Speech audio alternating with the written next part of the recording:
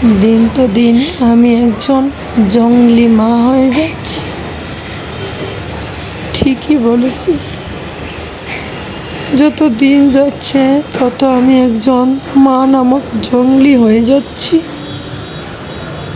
আপনারা জানেন, আমার এই মেয়েটাকে পাওয়ার জন্য আমি আল্লাহর কাছে কত কান্নাকাটি করছি। দিন রাত শুধু আল্লাহর কাছে মোনাজাতে চোখের পানি ফেলাইছি, যতক্ষণ না জানতে পারছি যে আমার মেয়েটা আমার গর্ভে আসছে।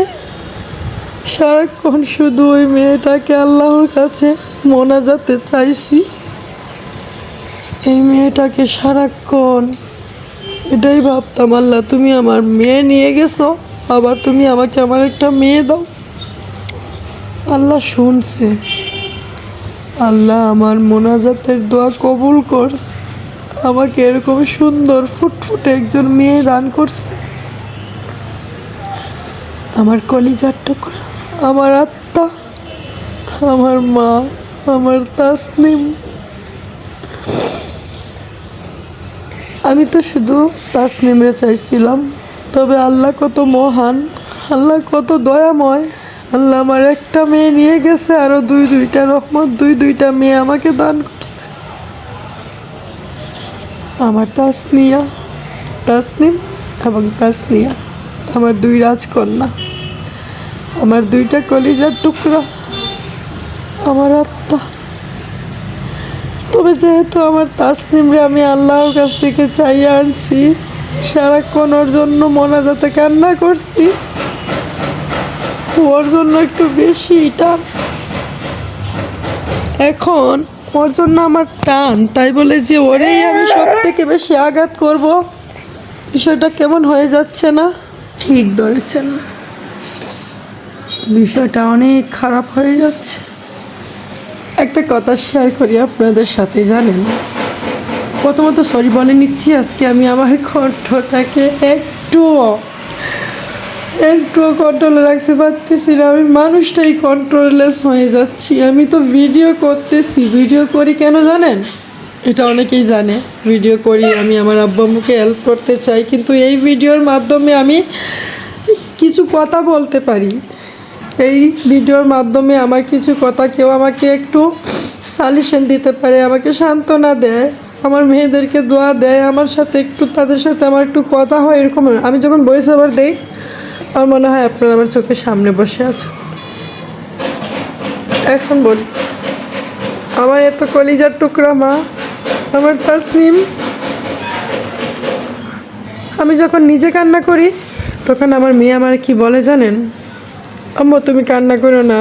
শুধু যে বলে তা না, আমার কান্না দেখে আমার তাসনিমও কান্না করে। আমার চোখের পানি এই নরম তুলতুলে হাত দিয়ে মুছে দেয়। আমার মেয়ে আমাকে বলে, আম্মু তুমি কান্না করো না। আর যদি কান্না না থামায় তাহলে বলে, আম্মু সরি, আমি আর দুষ্টু করব না, আমি আর দুষ্টু করব না, তুমি কান্না করো না, আমি আর রাগ করব না, তোমার কথা শুনবো, তুমি কান্না করো না, তুমি হাসো, তুমি হাসো। আমার কলিজার টুকরা আমার এইটা বলে। আমার কলিজার টুকরার দিকে তাকালে আমি জানি না আপনাদের কেমন লাগে, কিন্তু আমার অনেক মায়া লাগে, আমার কলিজা ঠান্ডা হয়ে যায়। কিন্তু কেন আমি এরকম জঙ্গলি হয়ে যাচ্ছি আমার বলেন তো? বিশ্বাস করেন, আমি আমার মাটারে মারতে চাই না, আমার মাটার গায়ে আমি হাত তুলতে চাই না। যখন ও একটু দুষ্টুমি বেশি করে, যখন আমার কথা একবার জায়গা দুইবার তিনবার বলি শুনে না, তারপর আমার মনে হয় যে আমি যে ও আমার তাসনিমের যে মা, আমি যে মাটা ওকে অনেক ভালোবাসি, আমি সেই জায়গা থেকে অন্য একটা লেভেলে চলে যাই। আমার মনে হয় আমি সব ভুলে যাই যে ওটা আমার কলিজার টুকরা মেয়ে।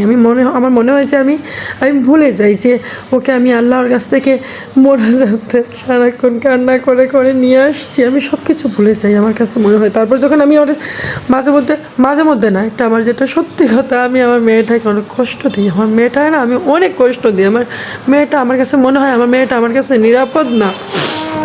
আমার এই সময়টা, আমার এই সময়টাতে আমার মেন্টালি সাপোর্ট দিবে কেউ নেই। সবাই বলে এরকম একটু সময় মানিয়ে নাও, গুছিয়ে নাও, বুঝো, ধৈর্য ধরো। তারপর কি আমার হাজব্যান্ড আমাকে সাজেশন দেয়, আমার মেয়ে যখন বেশি দুষ্টুমি করবে, কান্না করবে, ওকে অন্য একটা রুমের জন্য আমি বন্দি করে রেখে দিই। তারপর আমার যখন রাগ হবে তখন যেন আমি এরকম করি। তারপর যেন আমি যখন মাথাটা ঠান্ডা হবে তখন আমি ওকে যেন আবার আমার কাছে নিয়ে আসি। এরকম হয় না, আমি যখন ও কান্না করে না তখন আমার মাথা আরও বেশি আউট হয়ে যায়। আমার মাথা আমার কন্ট্রোলের মধ্যেই থাকে না। আমি আমার মন, আমার আত্মাটা, আমার কলিজাটা কয় আমার মেয়েটার তুই মারিস না, মেয়েটা কষ্ট পাবে, মেয়েটা ছোটো। কিন্তু কিন্তু যখন আমি না, আমার হাত মনে হয় কন্ট্রোলের মধ্যে থাকে না, আমার ব্রেন কন্ট্রোলের মধ্যে থাকে না, আমি কন্ট্রোলের মধ্যে থাকি না। আমি প্লিজ 1 মিনিট, আমার না মনে হয়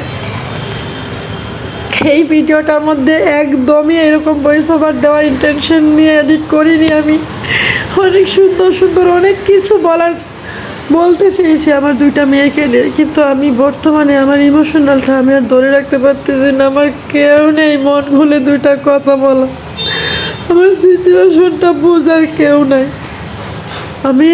আমি যদি কারোর সাথে শেয়ার করি, ইনফ্যাক্ট আমার নিজের মায়ের সাথেও যদি শেয়ার করি, আম্মু বলে বাচ্চারা একটু দুষ্টুমি করবে। এটা তো আমিও জানি বাচ্চারা দুষ্টুমি করবে। আমার তাসনিমের বয়স কি এমন হয়েছে, মাত্র 2.5 বছর বয়সে, এই বয়সে দুষ্টুমি করবে, ঘর নোংরা করবে, কথা শুনবে না, এটা স্বাভাবিক। কিন্তু আমি যে মেন্টালি পাগল হয়ে গেছি, পাগল হয়ে যাচ্ছি, আমি এটা কাউকে বুঝাইতে পারতেছি না। এটা সবার কাছে একদম স্বাভাবিক একটা বিষয়। সকাল 5টা-6টার সময় ঘুম থেকে উঠবা, এর মধ্যে রাতে আবার ঘুমানোর আগ পর্যন্ত তোমার কোনো রেস্ট নেই, কোনো মেন্টালি কোনো সাপোর্ট নেই। তুমি একদম সারাদিন বাচ্চারা দুষ্টুমি করবে, এটা করো না, ওটা করো না, এদিকে যাও না, না হ্যাঁ আসো, এইসবের মধ্যে। তারপর গোসল করতে পারবে না ঠিক সময়, একটু ঠান্ডা মাথায় বসতে পারবে না শান্তি মতে, রান্না করতে পারবে না শান্তি মতে, পেটের খিদা নিয়ে সকাল একটা, দুপুরে একটা, রাতে খাবা, এরকম করে। এগুলো স্বাভাবিক, আমিও জানি, কিন্তু আমি একদম একা না, আর পারতেছি না। আমার কাছে মনে হইতেছে আমি একটা ঘোরের মধ্যে আছি। আমি কিসে আছি, কি করতেছি কি নাই, ভিডিওগুলো যখন করি না তখন কিন্তু আমার এতটা মেন্টালি প্রেশার থাকে না। যেমন মনে করেন এই যে আমার মেয়েগুলো দুষ্টুমি করতেছে, আমি অনেক হাসি খুশি ভিডিওগুলো করতেছিলাম, কিন্তু তারপরেক্ষণে আবার আমার মেয়েটাকে মারতে হবে, এটা কে জানতো বলেন? আমি নিজেও তো জানতাম না। আমার মেয়েটা যা দুষ্টুমি করছে এটা স্বাভাবিক, হ্যাঁ একটু বেশি নোংরামো, কিন্তু স্বাভাবিক। আমার বাচ্চা তো, আমার কলিজার টুকরা তো, আমার ছোটো মা, আমার আত্মা। এখন প্রশ্ন হলো, এত আত্মা, এত কলিজা, এত জান, এত পরাণ, তাহলে তুমি মারো কেন? বাচ্চাটার গায়ে হাত তুললো কেন? আমি যখন বাচ্চাটার গায়ে হাত তুলি তখন আমার কলিজাটা ফেটে যায়। তারপরে মনে হয় যে কেন কথা শুনে না, কেন এটা করবে, হ্যাঁ এরকমটা মনে হয়। তারপর এই রাত্রের 12টা-1টা পর্যন্ত আমার ঘরের সব কাজ করে তারপরে ঘুমাতে হবে। চোখের ঘুমে ক্লান্ত হয় একদম, পরে যাব। তারপরও ঘুমালে তো দিনের বেলা আবার তাদেরকে কান্না করাইয়া, তাদের সাথে চেঁচামেচি করাইয়া পেরেশানির মধ্যে করা লাগবে, তাই না? তো রাত্রে আমার আধা রাত পর্যন্ত জেগে থেকে কাজগুলো করতে হবে, আবার সকাল 6টা বা 5টার সময় ঘুম থেকে উঠতে হবে। তারপর আবার ঠিকমতো খাইতে পারবে না, আবার এই গরমের মধ্যে ঠিকমতো গোসল করতে পারবে না, রান্না করতে পারবে না। এই সব কিছু রান্না করতে পারবে না বললে কি হবে, রান্না তো করতে হবে। আমি হয়তো আপনাদেরকে বোঝাতে পারতেছি না, আমার যে ভিডিওটা আপনারা দেখতেছেন, এই ভয়েস ওভারের সাথে ভিডিওটা কোথাও একটু যাচ্ছে। আপনাদের কাছে আমার এই প্রশ্নটা, ভয়েস ওভারের সাথে কি ভিডিওটা কোনোভাবে যাচ্ছে না? না, আমি অন্যরকমভাবে চাইছিলাম ভিডিওটা দিতে, কিন্তু ওই ভিডিওটা যেদিন করা হয়েছে সেদিনও আমি এরকম পাগলামো ভুল করছি। আজকে যখন ভয়েস ওভার দিব, আজকেও আমি সেম কাজ করছি।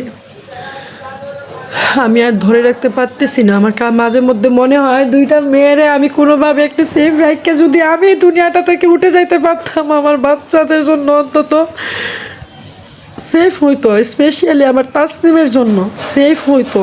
আমার কাছে মনে হয় আমার মেয়ের জন্য আমি না সেফ না। এখন আমি না থাকলেও তো আমার মেয়েটাকে দেখার মতো কেউ নাই। আমার মেয়েদের দুষ্টুমি একবার সহ্য করলে 3বার সহ্য করবে না, এরকম কেউ নাই। ওর আপন বলতে আমি ছাড়া কেউ নাই, ওর বাবা ছাড়া কেউ নাই।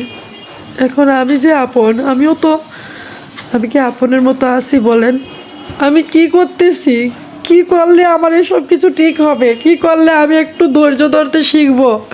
আমার মন ধৈর্য ধরতে পারে, কিন্তু আমার মস্তিষ্ক কাজ করে না, আমার হাত কাজ করে না, আমার পুরো সব কিছু চেঞ্জ হয়ে যায়। আমার মনে হয় আমি একটা জঙ্গলি হয়ে যাই। এই সব কিছু আমি কিভাবে ঠিক করব? কি করলে আমি আমি মানে আবারও আগের মতো হতে পারবো, একদম শান্তশিষ্ট, সব কিছু সহ্য করার মতো ধৈর্য আসবে? একটা সময় যখন আমার তাসনিম একা ছিল, তখন ও অনেক দুষ্টুমি করতো, দরজা নোংরা করতো, সব কিছু মানে এখন যেভাবে করতে হয় না, তখনও করতে হইতো। কিন্তু তখন না আমার এত রাগ হইতো না, কেননা ও যখন ঘুমাইতো তখন একটু ঘুমাইতে পারতাম, ওকে নিয়ে আমি অনেক কিছু করতে পারতাম। এখন 2জনকে নিয়ে আমি এই পেরেশানি, এই মেন্টালিটা মানে ট্রমার মধ্যে চলে যাচ্ছি আমি। সবাই আমাকে অ্যাডভাইস দেয় ধৈর্য ধরো, কিন্তু আমি তো ধৈর্যই ধরে আছি, ধৈর্য ধরতে চাই, কিন্তু কেউ প্র্যাকটিক্যালি আমাকে সাপোর্ট আর করে না। একটা বিষয় দেখবেন আপনারা, এখন আমার তাসনিম কিছুক্ষণ আগে কিন্তু আমার হাতে মার খাইছে, আর এখন আমার মেয়েটা কি বলে দেখেন, কত নিষ্পাপ আমার মাটা। কি? হ্যাঁ মা, তোমার বাবারে ভালোবাসি। আম্মু সরি, আজকে তোমার মারছি না আম্মু, আম্মু সরি। কি বুঝি নাই? হ্যাঁ সত্যি ভালোবাসি, সরি আজকে তোমার পিঠে দিছি আম্মু, সরি।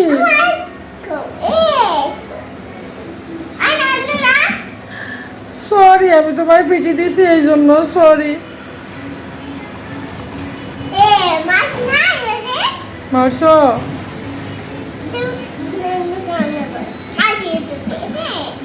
আম্মু সরি, আমার মাফ করছো? I love you.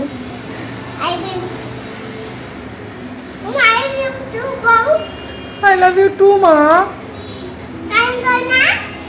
আচ্ছা আম্মু কান্না, আম্মু যে তোমার কান্না করাইছি, কিছুক্ষণ আগে পিঠে দিছি।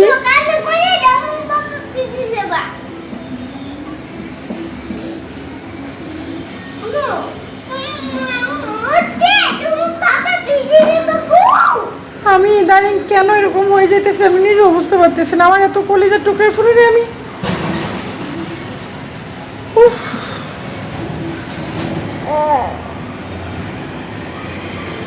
সরি আম্মু, তোমার অনেক ভালোবাসি, অনেক ভালোবাসি আম্মু, তোমার অনেক ভালোবাসি, অনেক ভালোবাসি, অনেক ভালোবাসি। তো এটা হচ্ছে আমার কলিজার টুকরা মা।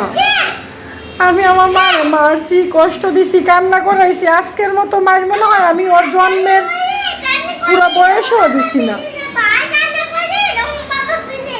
আচ্ছা কান্না করব না, এরকম পিটি মনে হয় আমি ওর বয়সও ওরে দিছি না, কিন্তু কেন জানি আজকে আমার এমন মিজাজ খারাপ হয়েছে, এমন মাথা গরম হয়েছে। আমি সরি মা। কি সরি? হ্যাঁ কি? হ্যাঁ মা, আমি তোমাকে অনেক ভালোবাসি।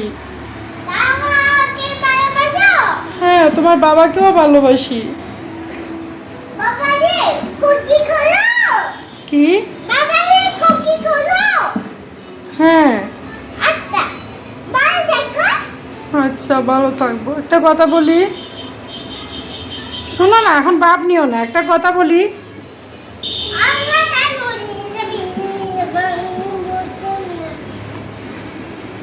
আম্মুর কথা শোনো, একটা কথা বলি তোমাকে। আল্লাহ তুমি আমার জিটা সুস্থ রেখো গো, আল্লাহ ভালো রাখো, বিপদ আপদ থেকে বাঁচাই রেখো। আমার তুমি ধৈর্য দেও যেন আমি আমার এই কলিজার টুকরা মাটারে, আমার এই কলিজার টুকরা মাটারে যেন আমি না, আমার এই হাতটা দিয়ে মারছি আমি, আমার এই মাটারে এই হাতটা দিয়ে। আমি এই হাত দিয়ে তোমার মারছি না, এই হাত দিয়া এটার এখন পিটি দেই দেই দেই, আরো জোরে দিব দেই, উফ, দেই আরো জোরে দেই, উফ, দেই। মাথা করছি এর থেকে বেশি জোরে জোরে তোমার দিছি না।